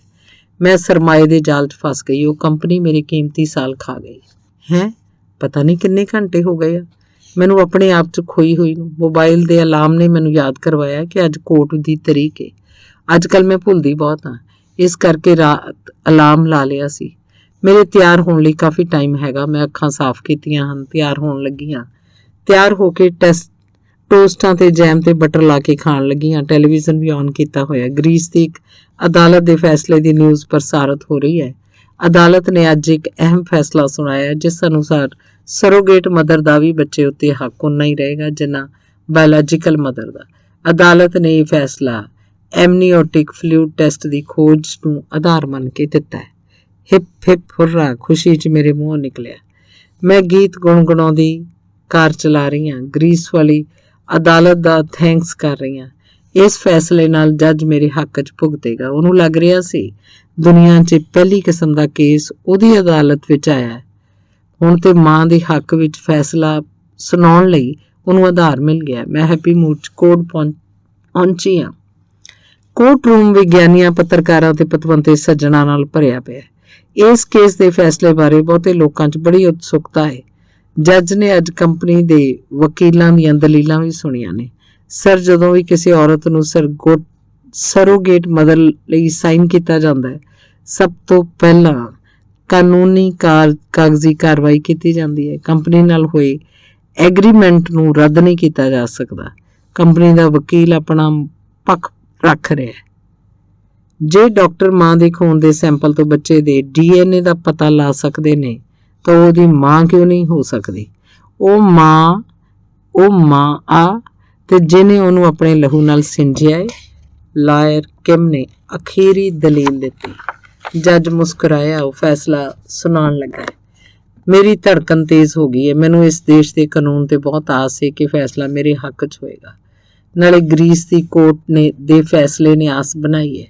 ਕੋਰਟ ਇਸ ਨਤੀਜੇ ਤੇ ਪੁੱਜੀ ਹੈ ਕਿ ਇਕਰਾਰਨਾਮੇ ਮੁਤਾਬਕ ਡੇਵਿਡ ਬਰਾਊਨ ਦੀ ਮਾਂ ਹੈ, ਨਾ ਕਿ ਸੁਧਾ ਗੁਪਤਾ।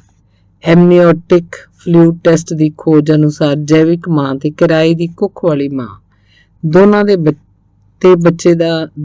ਬੱਚੇ ਤੇ ਅਧਿਕਾਰ ਬਣਦਾ ਹੈ। ਪਰ ਜਦੋਂ ਦੋਨਾਂ ਪਾਰਟੀਆਂ ਵਿੱਚ ਇਕਰਾਰਨਾਮਾ ਹੋਇਆ ਸੀ, ਉਦੋਂ ਇਹ ਖੋਜ ਨਹੀਂ ਸੀ ਹੋਈ। ਇਸ ਕਰਕੇ ਇਹ ਖੋਜ ਇੱਥੇ ਆਧਾਰ ਨਹੀਂ ਬਣਦੀ। ਕੋਰਟ ਸੁਧਾ ਗੁਪਤਾ ਨੂੰ ਹਦਾਇਤ ਕਰਦੀ ਹੈ ਕਿ ਬਰਾਊਨ ਫੈਮਿਲੀ ਦੀਆਂ ਖੁਸ਼ੀਆਂ 'ਚ ਰੁਕਾਵਟ ਨਾ ਪਾਵੇ ਤੇ ਆਪਣੀ ਮਮਤਾ ਦੀ ਪੂਰਤੀ ਲਈ ਕੋਈ ਆਲਟਰਨੇਟਿਵ ਦੇਖੇ। ਜੱਜ ਦਾ ਇਹ ਫੈਸਲਾ ਮਮਤਾ ਵਿਰੋਧੀ ਹੈ। ਮੇਰੇ ਕੋਲੋਂ ਦੂਜੀ ਵਾਰ ਮੇਰੇ ਜਿਗਰ ਦਾ ਟੁਕੜਾ ਖੋਹ ਲਿਆ ਗਿਆ ਹੈ। ਅਸੀਂ ਕੋਰਟ ਤੋਂ ਬਾਹਰ ਆਏ ਹਾਂ। ਬਰਾਊਨ ਫੈਮਿਲੀ ਨੇ ਆਪਣੇ ਘਰ ਜਾਣ ਲਈ ਏਅਰਪੋਰਟ ਵਾਲੀ ਟੈਕਸੀ ਫੜ ਲਈ ਹੈ। ਮੇਰੀਆਂ ਲੱਤਾਂ 'ਚ ਜਾਨ ਨਹੀਂ ਰਹੀ, ਜਿਵੇਂ ਬੁੱਤ ਬਣ ਗਈ ਹੋਵਾਂ। ਧੰਨਵਾਦ।